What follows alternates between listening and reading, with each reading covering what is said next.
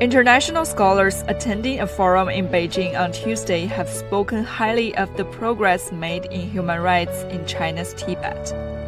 Well, my view is that if the people's livelihood improves, the livelihood of the whole people, that's good human rights.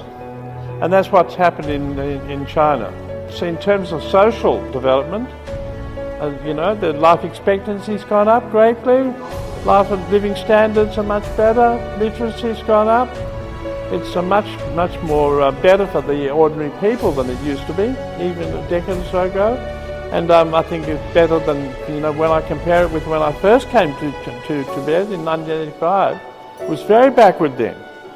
The average life expectancy in Tibet increased from just 35.5 years in 1951 to 72.19 years in 2021. Tibet is the first provincial-level region in China to provide 15 years of public-funded education from kindergarten to senior high school. Every person, every country, every city, they have their own definition of human rights. For them, what is the human right?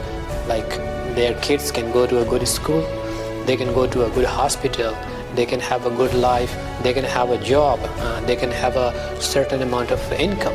And these things are they're enjoying, like in some local people, they're enjoying these facilities.